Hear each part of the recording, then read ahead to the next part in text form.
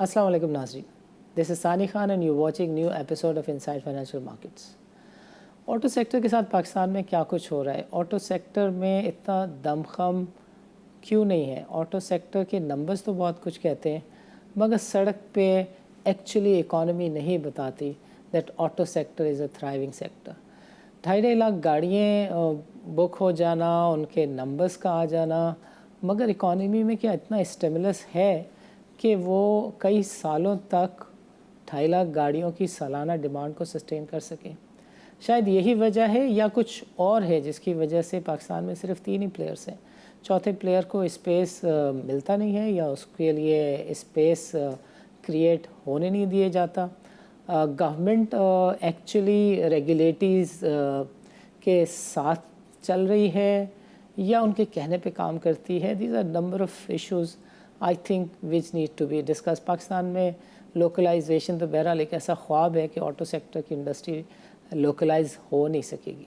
India, Thailand में आप देख सकते हैं कि बाहर के प्लेयर्स आते हैं, वो मैन्युफैक्चरिंग कर रहे हैं, मगर पाकिस्तान शजरे ममनू है। We know why. I mean इसको गवर्नमेंट को देखने की ज़रूरत है। जो चीज़ें हम आज डिस्कस करने जा रहे हैं, these relate not only to the issues of the auto sector but we would like to see कि इस सेक्टर में, इंडस्ट्री में हो क्या रहा है। तो एक तो हम बातचीत करेंगे जैद से। He is the chief operating officer of the Wava car. Wava car is a player, a good player, जो कि यूज्ड गाड़ियों की सेल और परचेज में डील करते हैं। They started from Turkey, they were into many countries and now they have just come into Pakistan. So एक तो हम इनसे बातचीत करेंगे। दूसरी फैज़ान से हम ये जो जनरली बातें कर रहे थे कि पाकिस्तान के ऑटो सेक्टर को मसाइल क्या हैं, हम इन पर बातचीत करेंगे। But to start with Zaid, अस्सलाम वालेकुम and welcome to the show. वालेकुम अस्सलाम Sani sahab, thank you so much for having me. Super. Zaid sahab ज़रा ये बताइएगा कि ग्लोबली ये जो बातचीत हो रही है कि इलेक्ट्रिक कार्स दुनिया को काफ़ी बदल देंगी और दुनिया में अब हम देख रहे हैं कि ख़बरें आ रही हैं कि जी पार्किंग्स के अंदर स्टोरेज यानी जो चार्जिंग के इक्विपमेंट्स हैं वो लग रहे हैं, और पाकिस्तान के बारे में कहा जा रहा है कि पाकिस्तान में भी बहुत कुछ चेंज हो जाएगा। तो आपके ख्याल में ये बातें किस हद तक एप्लीकेबल हैं to a country like Pakistan, जो कि मोस्टली डिपेंडेंट है on the combustion, on the petrol. हमारे यहाँ तो बिजली में भी डिपेंडेंसी हम पेट्रोल की नहीं ख़त्म कर सके।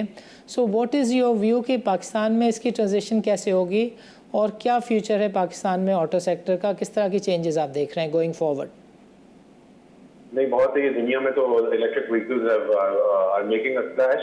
पाकिस्तान में आई थिंक हमने देखना होगा कि इंफ्रास्ट्रक्चर की अवेलेबिलिटी, क्योंकि देखें आज भी load shedding is still a reality. तो जब तक हम घरों को बिजली सही से सप्लाई नहीं कर पा रहे, तब तक हमारे काफी इमेंस ट्रांसपोर्ट का नेटवर्क जो है उसको इलेक्ट्रिक की तरफ कितना जल्दी लेके आ सके। इट्स अ गुड मूव कि जी प्रमोट किया जा रहा है और कुछ नए ब्रांड्स भी लॉन्च होने वाले हैं इलेक्ट्रिक व्हीकल्स के पाकिस्तान में। बट ओवरऑल ये मार्केट को कितना, मेजॉरिटी ऑफ द मार्केट को कितने टाइम में कैप्चर करता है, I believe remains to be seen. But the good news is that the market in Pakistan is definitely, जो ऑटो सेक्टर की मार्केट है वो रिबाउंड कर रही है, और लास्ट कपल ऑफ मंथ्स में हर मैन्युफैक्चरर ने गेन इन सेल्स दिखाया है, with the exception of may be 1 or 2। तो it's good to see, and globally भी यही हो रहा है। आई बिलीव के industry is making a comeback after covid. Okay, that's great. ये बताइए कि ये कंपटीशन की सिचुएशन, थोड़ी सी न्यू कार पे थोड़ी सी पहले बात कर लेते हैं। सो न्यू कार के बिजनेस में we are seeing a number of players coming to the market. इससे आपको लगता है कि पुल योर सॉक्स वाला केस होगा होंडा और टोयोटा के लिए? They been, Honda, Toyota and Suzuki, they been ruling the industry for couple of decades. I think definitely competition से आप देखें ना कि जैसे कंपटीशन एंटर होना शुरू हुआ तो कुछ ऐसी चीजें होना शुरू हुई जो बहुत टाइम से पाकिस्तान में नहीं हुई थी। हर किसी के प्रमोशनल ऑफर्स आ गए। So I think they are pulling up their stocks, and ये टोयोटा ने फिर एक मूव की रिसेंटली जो यारिस लॉन्च करके। So these kind of new varieties, अब वो भी करोला एक ही वेरिएंट पे थे, but they brought in new variant. So I think that's an indication that these manufacturers know, okay, we need to do something different. to face the competition, and it's good for the consumer. Consumer के लिए तो obviously इतनी restricted choices थी पहले, और अब बेहतर choices आ रही हैं, पूरी नई कैटेगरी खड़ी हो गई है, क्रॉसओवर की हमारे। ओके, बट आपको यारिस सुपर फेलियर नहीं लगता कि इसीलिए वो अपनी नया मॉडल भी लेकर आ रहे हैं ग्रैंडी और एल्टिस का? The numbers suggest कि जी यारिस बिक तो रही है ट्रेडिंग मार्केट्स में, रोड सड़क पर ट्रेडिंग मार्केट में तो बहुत बिक रही है, उसके अंदर ट्रेडिंग तो बहुत हो रही है, मगर सड़क पे तो नहीं नजर आ रही। जी, सड़क पे नहीं नजर आ रही ये बट आई थिंक जैसे कंज्यूमर थोड़ा सा यूज्ड टू होंगे, तो आपको पता है टोयोटा के डायहार्ड फैंस हमारे यहाँ बहुत ज्यादा हैं। I think they'll adopt it, लेकिन ये देखते हैं अब इंटरेस्टिंग है कि होंडा सिटी के साथ क्या करता है। उस पर अभी तक जो है वो कोई फर्म न्यूज नहीं आई। राइट। अच्छा देखिए, एक दुनिया का बहुत बड़ा प्लेयर है, मैं उसका नाम लेना मुनासिब नहीं समझता, they have set up $3 to $4 billion for the used car business, और उसके साथ एक और ऑयल का बड़ा प्लेयर है UK based, in fact British petroleum से भी एसोसिएटेड है। They have also entered into the used car business. What is it in this business कि every big player of the world is moving into this business? देखिए, used car का जो business है, it's a massive market across the globe. Similarly Pakistan में भी नई गाड़ियों की मार्केट की कई मल्टीपल्स पे यूज्ड कार मार्केट को एस्टिमेट किया जाता है। It can be anywhere, if we talk about Pakistan, from 4 to 8 times the new car market. अच्छा, पाकिस्तान में थोड़ा सा डेटा कम है, बाकी दुनिया में डेटा ज्यादा अवेलेबल है। So even markets like the US, जहाँ पे नई गाड़ियों की कोई कमी नहीं है, कोई वेरिएंट की कमी नहीं है, कोई कंपटीशन की कमी नहीं है, वो स्टिल द सेम केस कि न्यू कार की मार्केट से कई मल्टीपल ज्यादा पे जो है वो यूज्ड कार की ट्रेडिंग हो रही होती है। So that is the main reason. It's a big market and it's generally fragmented. अभी भी अगर आप इस मार्केट को देखें तो ये ऑफलाइन मार्केट है, ये ई कॉमर्स की तरफ उस तरह नहीं आई जिस तरह बाकी सारी चीजों की ट्रेडिंग आई है, और फ्रेगमेंटेड है। अभी भी बहुत सारे छोटे प्लेयर्स हैं। बड़ी डेवलप्ड मार्केट्स में भी इस तरह है कि जी डीलर्स हैं यूज्ड कार के, छोटे छोटे प्लेयर्स हैं, तो जहाँ पे ऐसा सिचुएशन होता है वहां पे वैल्यू क्रिएट करने का मौका होता है। So this is why I believe कि ये जो आप चेंज बता रहे हैं ये हो रहा है। Understood. So tell us about your business. आपका जो बिजनेस है वो किस तरह का है, और उसमें how do you sell the used cars? तो सानी साहब, our business is basically Wava cars. Wava cars is a global startup. हम लोग टर्की में भी प्रेजेंट हैं, हम लोग पाकिस्तान में भी प्रेजेंट हैं। टर्की में लास्ट ईयर से हैं, पाकिस्तान में भी स्टार्टेड दिस ईयर, और हमारे जो हेडक्वार्टर्स है वो लंदन बेस्ड है। इसमें हमारा जो मकसद है, what is our vision? Our vision is to become the most trusted used car platform globally. And ये जो दो मार्केट्स हैं ये काफी सिमिलर भी हैं और ये काफी साइजेबल भी हैं, जिसको सेलेक्ट किया गया है पहले एंटर होने के लिए। हमारा जो मॉडल है वो बहुत सिंपल है। हमारा मॉडल ये है कि देखें, majority of the people who want to sell their used car, ठीक है, आज आप अगर डिसाइड करते हैं कि जी मुझे अपनी गाड़ी बेचनी है, तो और आप ऑटोमोटिव एक्सपर्ट नहीं है, आप मार्केट के एक्सपर्ट नहीं है, तो आपके पास बहुत ज्यादा कंफ्यूजिंग क्या कहते हैं इंफॉर्मेशन आ रही होगी, बहुत ज्यादा स्टिमुलेंट्स होंगे जो आपको जो है वो एक कहते हैं कि फर्म माइंड के साथ आगे प्रोसीड करने से रोकेंगे। हमारा जो बिजनेस का for consumer, our main goal है कि हम एक कंज्यूमर को एक आसान, ट्रस्टवर्दी, हैसल फ्री राउट दें जिसके थ्रू वो अपनी गाड़ी को फौरन बेच सके, जिसमें उनको ज्यादा गेस वर्क करने की जरूरत ना हो, ज्यादा ये परेशान होने की जरूरत ना हो कि यार मैं अपनी गाड़ी को सही वैल्यू पे बेच पा रहा हूँ या नहीं।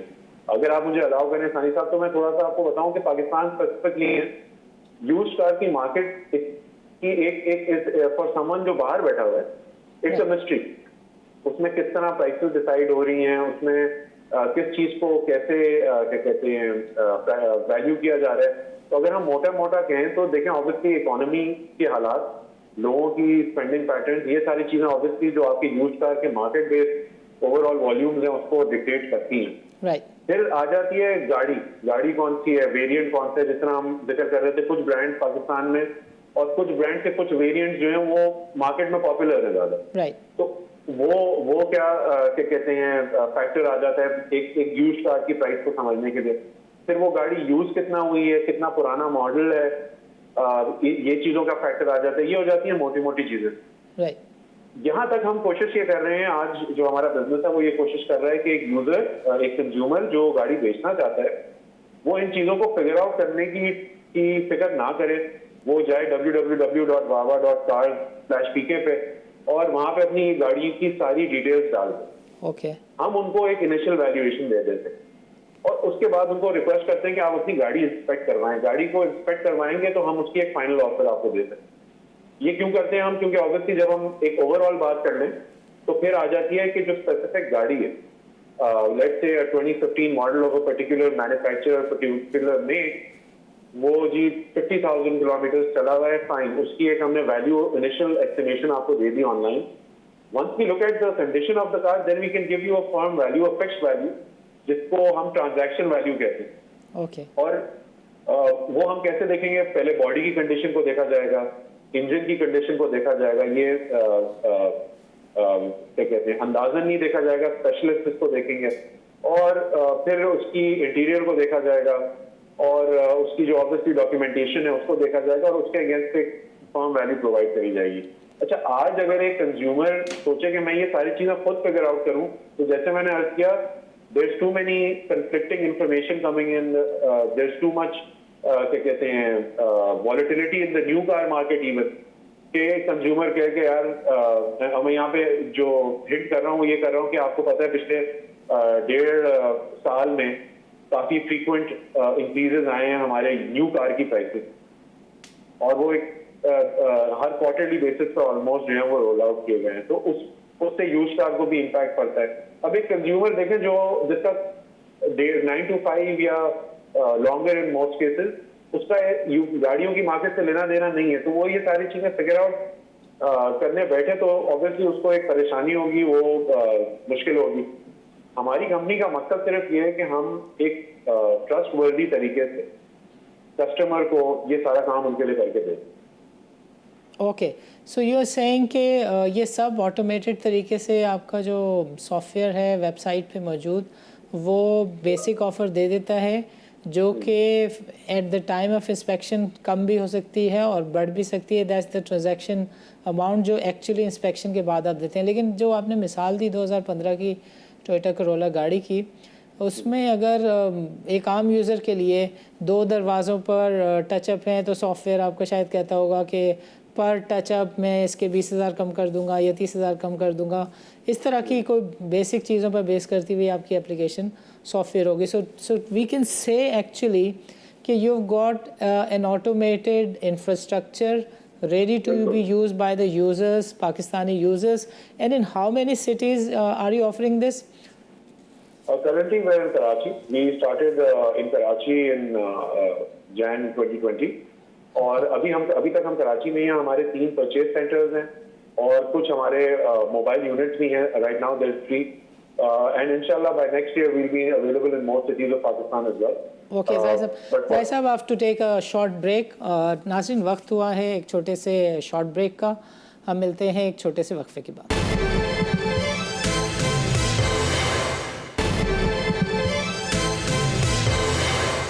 वेलकम बैक नाज़रीन, हमने देखा कि ऑटो सेक्टर में ग्लोबल कंपटीशन का पाकिस्तान में किस तरह का असर पड़ रहा है और पाकिस्तान में जो यूज्ड कार का बिज़नेस है उसके लिए किस किस तरह के लोग in fact corporate setups market में आ रहे हैं, वो किस तरीके से यूजिंग टेक्नोलॉजी लोगों को फैसिलिटेट कर रहे हैं।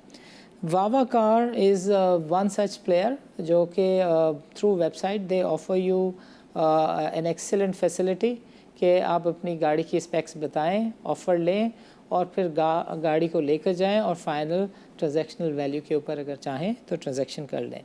इस दूसरे सेगमेंट में हम ज़ैद साहब से समझेंगे कि ये आम यूज़र के अलावा अगर जो कंपनीज़ हैं, कॉर्पोरेट एंटिटीज़ हैं, उनको भी ये फैसिलिटेट करते हैं या नहीं करते हैं, और जो इनका मॉडल है इनफैक्ट वो इन टर्म्स ऑफ DVP जिसे कहते हैं, डिलीवरी वर्सेस पेमेंट, वो कैश बेस होती है, ट्रांजैक्शन बैंक के थ्रू होती है। कुछ इनके एक्चुअली बिज़नेस मॉडल को डाउन ज़ीरो पर भी हम थोड़ा सा देखेंगे, इवेल्युएट करेंगे। जैन साहब ज़रा ये बताइएगा कि इंडिविजुअल्स के लिए तो आपने बता दिया, मगर ये जो कॉर्पोरेट्स हैं उनको भी आप लोग इसी तरीके से फैसिलिटेट करते हैं, the way an individual works, corporates को भी इसी तरीके से काम करना होगा आपके साथ? जी सानी साहब, बिल्कुल हम लोग कॉर्पोरेट्स को भी के लिए भी ये सहूलत दे रहे हैं, क्योंकि कॉर्पोरेट अक्सर जो है वो मल्टीपल गाड़ियां एक साथ ले रहे होते हैं और फिर उनको रिटायर भी साथ कर रहे होते हैं। तो उसमें डिस्पोजल जो आपकी व्हीकल की फ्लीट है उसकी डिस्पोजल सर्विसेज हम ऑफर करते हैं कॉर्पोरेट्स को। और सेम प्रोसेस है जिसमें हम आपकी गाड़ी की इंस्पेक्शन करके उसकी एक वैल्यू प्रपोज करेंगे to the seller, and if they agree to the price we will purchase the vehicles. और वो हम लोग जो है वो बड़े बड़े लॉट्स में भी गाड़ियां खरीदते हैं, 30+ लॉट्स की एक साथ भी हम परचेज करते हैं। और कहते हैं अगर 5-10 गाड़ियां हों वो भी हम परचेज करते हैं from company. The idea is जी, देखें कि एक मार्केट है, वो आप एज एन इंडिविजुअल जा रहे हो उस मार्केट से इंटरेक्ट करने के लिए, या आप एज एन ऑर्गेनाइजेशन जा रहे हो उस मार्केट से इंटरेक्ट करने के लिए, आपका टाइम और पैसा लगेगा उसको अपने लिए डीमिस्टिफाई करके अपनी नीड्स तक लाने के। और हमारी कोशिश ये है, चाहे वो कंज्यूमर हो चाहे वो कंपनी हो, कि हम उनको एक क्या कहते हैं convenient way, structured to their need, एक उनको जो है वो सर्विस ऑफर करें जिससे गाड़ी को आसानी से बेच दिया जा सके। वो एक कंज्यूमर की एक गाड़ी है या वो एक बड़े कॉर्पोरेशन की 100 गाड़ियां हैं, we are blind to that. Of course the services are slightly different and the way the transactions happen of course is slightly different, but the objective is still the same। इसके जी जो आप समझे cognitive effort, जो एक दिमाग लगाना पड़ता है एक काम के लिए, वो हम रिमूव करना चाहते हैं for our customers and corporations equally. अच्छा, you've told us कि 1 साल से you are into this business, so वो पेनिट्रेशन आपकी कैसी है, आप बताना पसंद करेंगे? कस्टमर्स आपके कौन कौन है, अगर ये बात कॉन्फिडेंशियल ना हो तो? अच्छा, customers from the company side we're dealing with banks, with pharmaceuticals, with fertilizer companies, from this ये तो वो कंपनीज है जिनको हम कॉर्पोरेशंस कहेंगे, लार्ज कॉर्पोरेशंस कहेंगे। फिर उसके अलावा एसएमईज के साथ भी हम डील करते हैं, जो फॉर एग्जांपल कोई कंस्ट्रक्शन का बिजनेस है, तो we cater to all kinds of companies and we cater to all kinds of individual. हमारे पास जो सेलर्स हैं सानी साहब, we are in at Tariq road right now, we are on सेवाने इत्तेहाद in Defence, and we are in North Nazirabad, and this is our purchase center network, and then we have mobile units which are covering majority of the areas of Karachi, DHA, Clifton, जो आपका शहीद मिल्लत शायरा कैदीन के साथ housing है, वो गुलशन, गुलिस्तान जौहर, तो जो आपके डेंसली पॉपुलेटेड कराची के एरियाज हैं, वहाँ हर एरिया को कवरेज दे रहे हैं।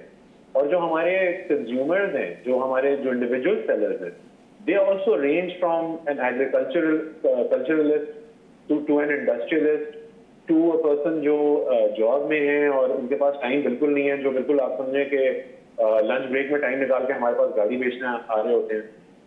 फिर खवातीन भी हमें गाड़ी सेल करती हैं, तो उनके लिए भी एक ये सहूलत है कि अच्छे माहौल में, या इनफैक्ट अब जहाँ पे भी वो हैं अपने ऑफिस में या अपने घर में, वहाँ से वो गाड़ी की ऑफर एक ट्रस्टवर्दी क्या कहते हैं कंपनी से लेके और उसको सेल करते हैं।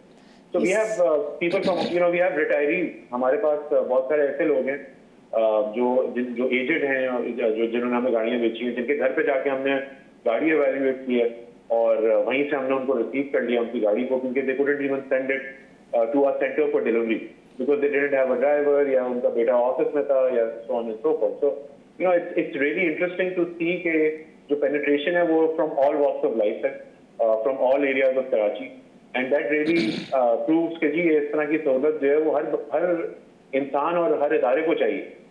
So ये गाड़ियाँ खरीद कर आप फिर क्या करते हैं? अच्छा सर, इसको फिर हम अपने वेयरहाउस में, हमारे पास एक सेंट्रल वेयरहाउस है कराची में, वहाँ पे हम इन गाड़ियों को लेके जाते हैं। उन पे जो अगर थोड़ा बहुत काम होना है वो किया जाता है, तो to improve the condition of the vehicle, and उसके बाद फिर हमारा रजिस्टर्ड बायर्स का नेटवर्क है, जहाँ पे हम वो गाड़ी फिर सेल ऑफ करते हैं थ्रू एन ऑक्शन टेक्नोलॉजी जो है हमारी। ओके, सो इसके बारे में थोड़ा सा बताएं, अगर कोई एज अ रजिस्टर्ड बायर आपके साथ काम करना चाहे तो वो कैसे कर सकता है?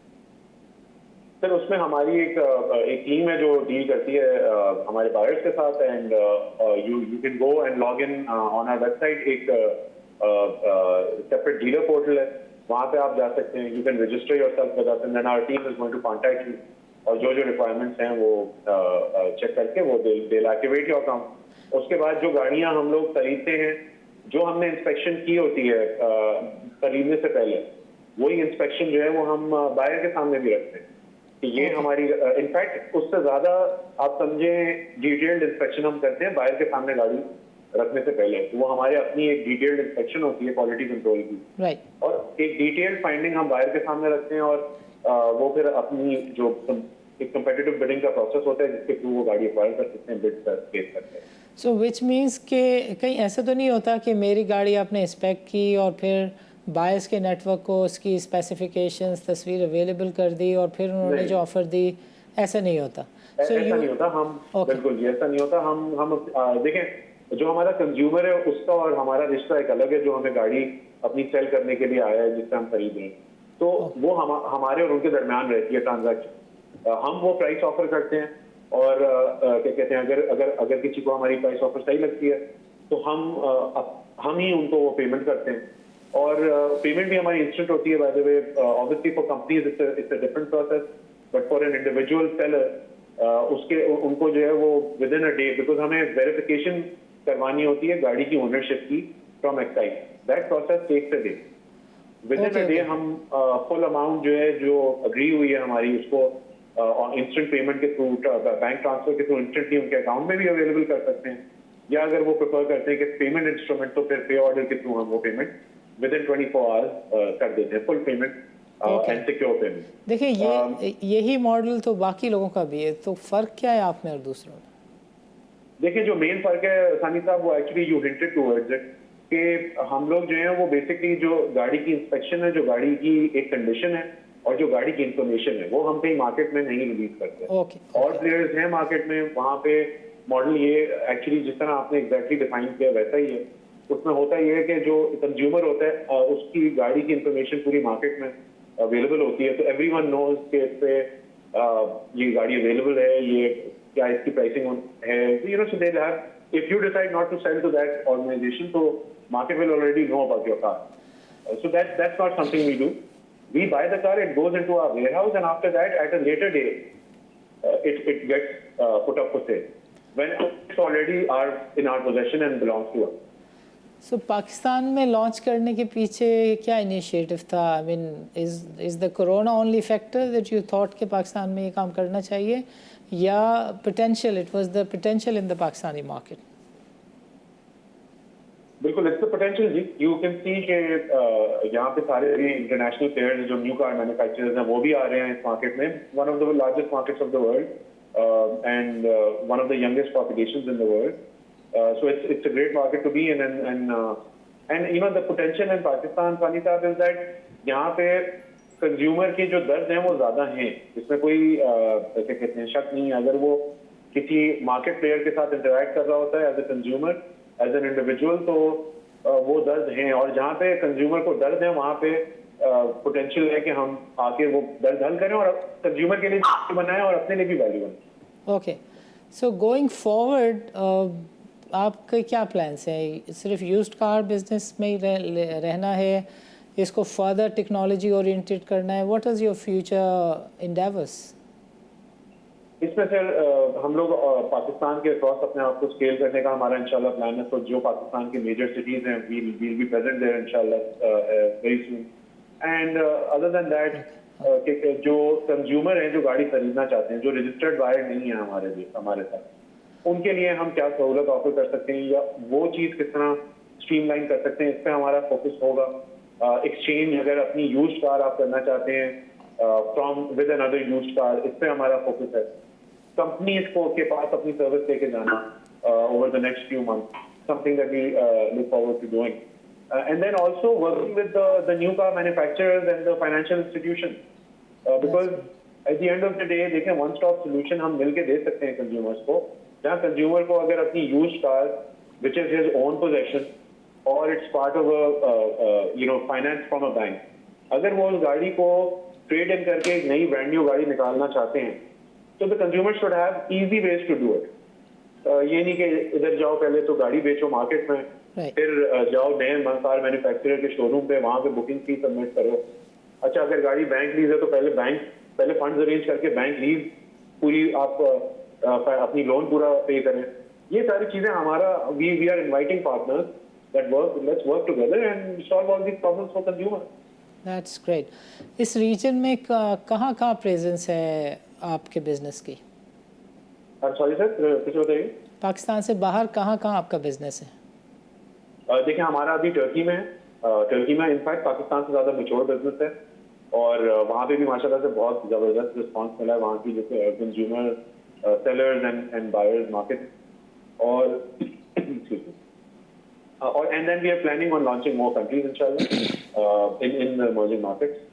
So that's the focus globally as well. Would you like to give any message to your consumers so using our network? Well, अगर कोई हमारे पुराने कंज्यूमर जो बेच चुके हैं उनको हमें देख रहे हैं अभी, तो thank you very much for trusting us.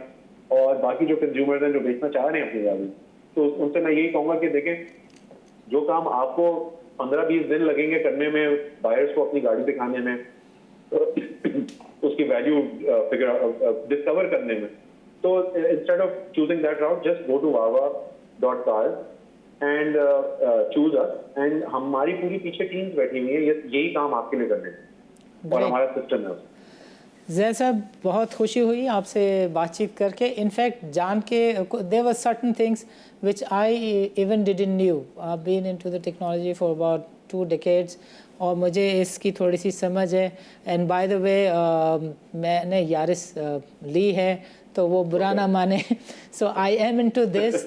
So but there were certain things that were a matter of surprise to me. Zaid, आपका प्रोग्राम के लिए वक्त निकालने का बहुत बहुत शुक्रिया। इजाज़त दीजिए, अल्लाह हाफिज़। नाज़रीन, it's time for a short break. मिलते हैं एक वक्फे के बाद।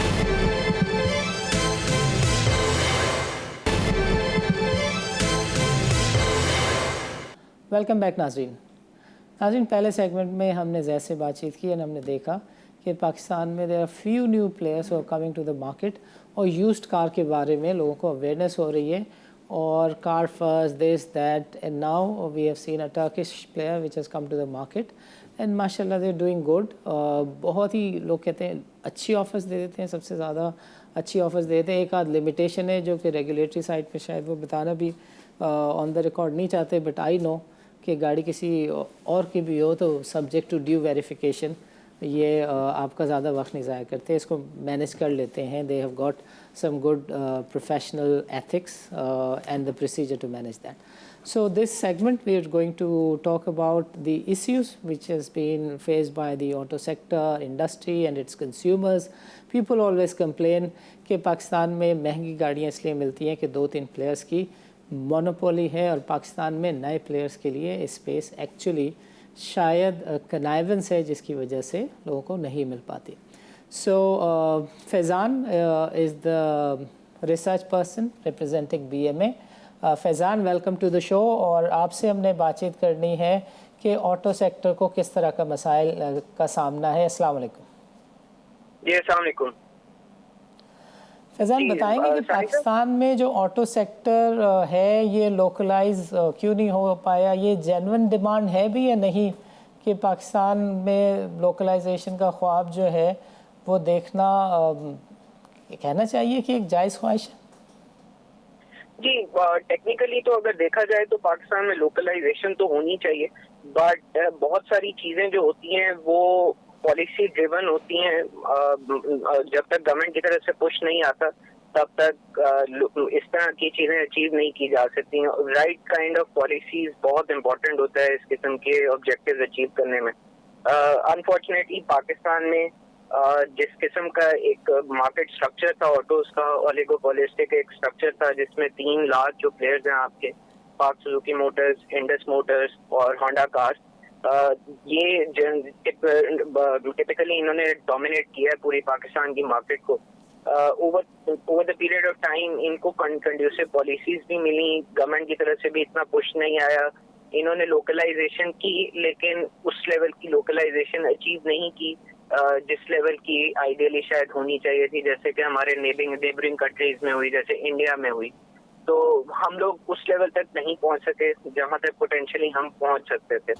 लेकिन ये जो लैंडस्केप है ये अब बहुत तेजी से मेरे ख्याल में चेंज हो रहा है। जैसे जैसे नया कंपटीशन आता जा रहा है मार्केट के अंदर, तो अब जो एग्जिस्टिंग मैन्युफैक्चरर्स हैं वो भी उनके लिए भी इंसेंटिव, उनको भी आउट परफॉर्म मुझे करने ये के लिए बताएं बहुत सारी। कि इंडिया और थाईलैंड में प्लेयर्स चले जाते हैं, वहाँ पे मैन्युफैक्चरिंग फैसिलिटीज़ बना लेते हैं। चाइना से हमारी इतनी अच्छी दोस्ती है, we don't see them coming to Pakistan and starting manufacturing here?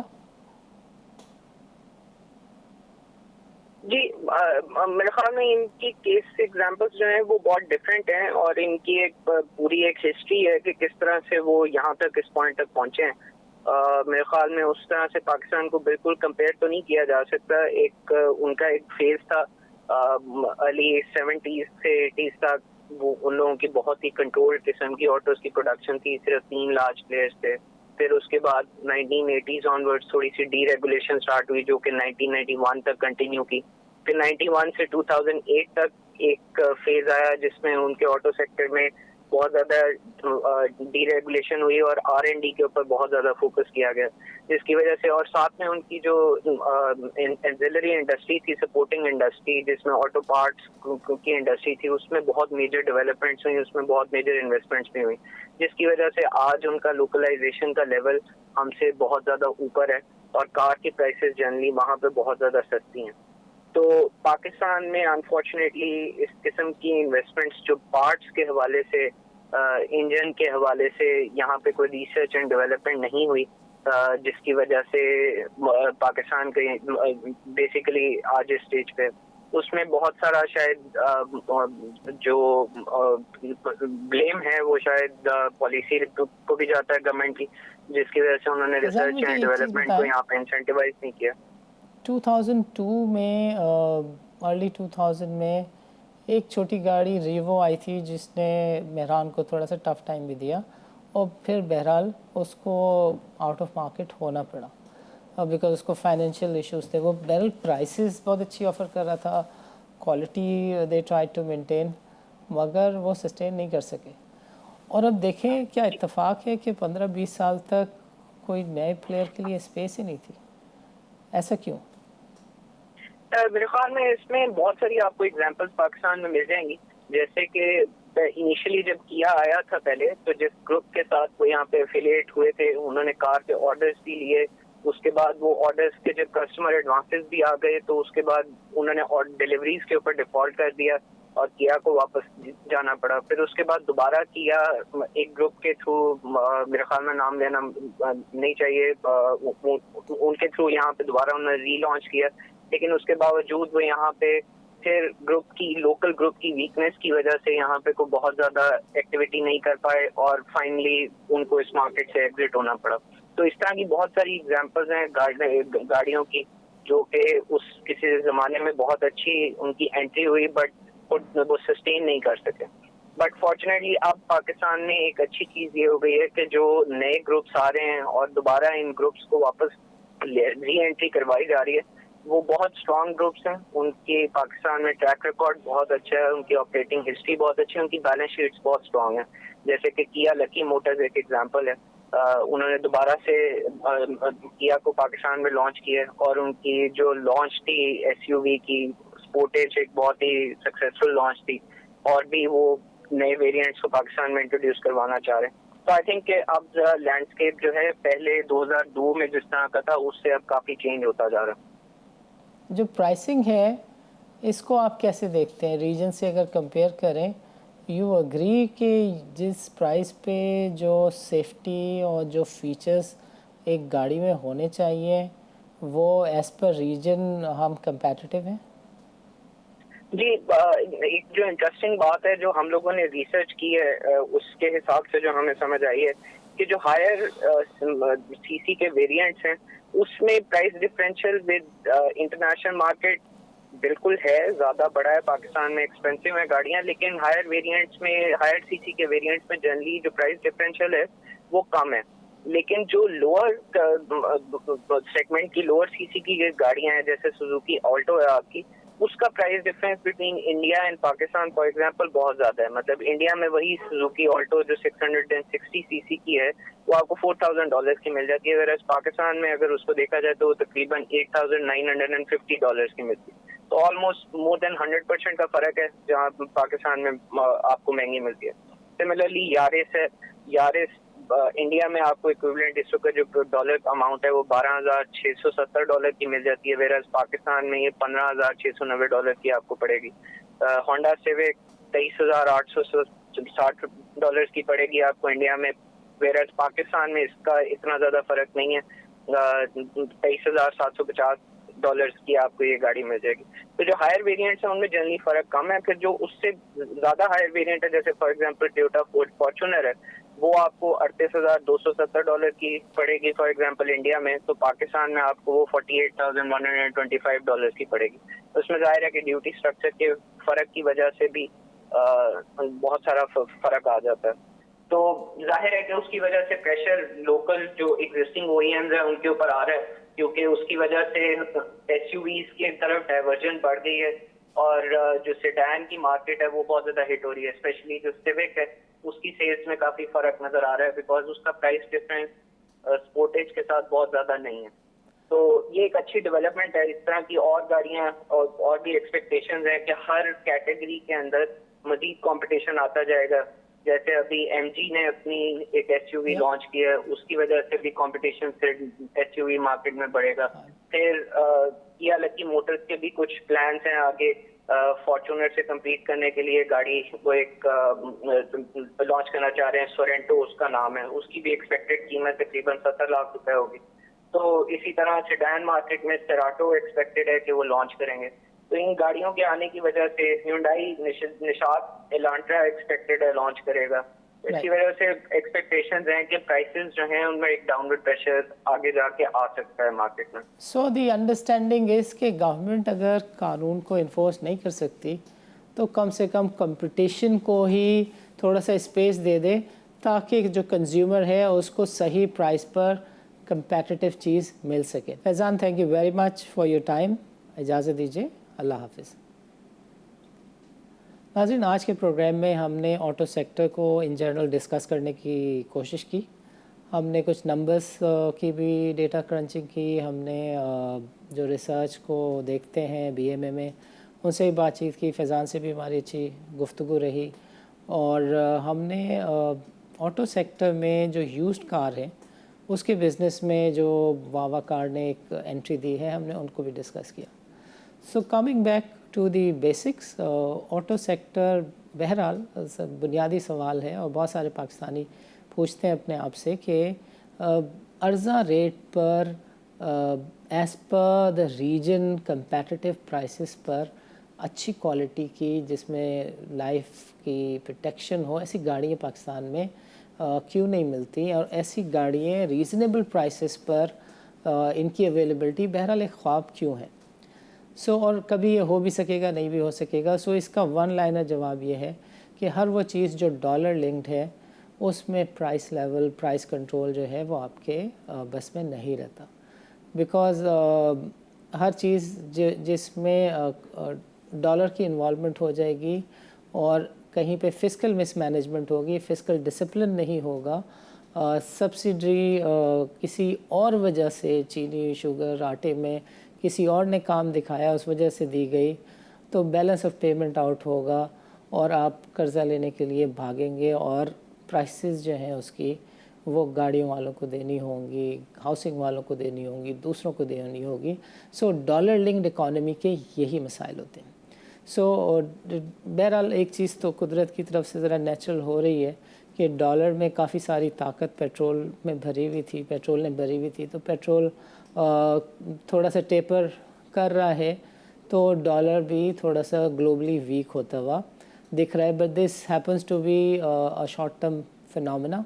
Long term में पाकिस्तान में नहीं लगता कि ये जो गुनागु मसाइल हैं ऑटो सेक्टर समेत तकरीबन हर सेक्टर के, because of our economy being a trading economy and linked with the dollar, ये वाले मसाइल हमको ऐसे ही रहेंगे। पाकिस्तान में लोकलाइजेशन ऑफ द इंडस्ट्री ख्वाह भी रहेगी। जो बहुत सारे सिनिक्स कहते हैं कि जब गवर्नमेंट ख्वाहिश का इज़हार करती है, एज ए पॉलिसी तो गवर्नमेंट ने परस्यू नहीं किया कि कम वॉट में आप यहाँ पे प्रोड्यूस करें, 100% लोकल मैन्युफैक्चरिंग होनी चाहिए। सो ये एज ए पॉलिसी कभी आ जाए, और जो इनकरेज करने की पॉलिसी है उसका तो नतीजा दुनिया में कभी भी कहीं भी नहीं आया।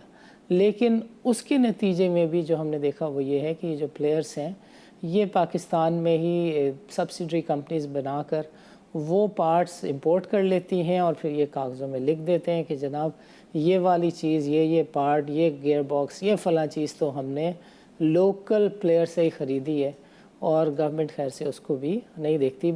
ड्यूटी टैक्सेस वगैरह बहरहाल गवर्नमेंट का हक़ है, वो कलेक्ट कर लेती है और इसके सिले में आपको महंगी चीज़ें मिल जाती हैं। आई होप कि ये सिलसिला कहीं ना कहीं कभी ना कभी जाके रुके।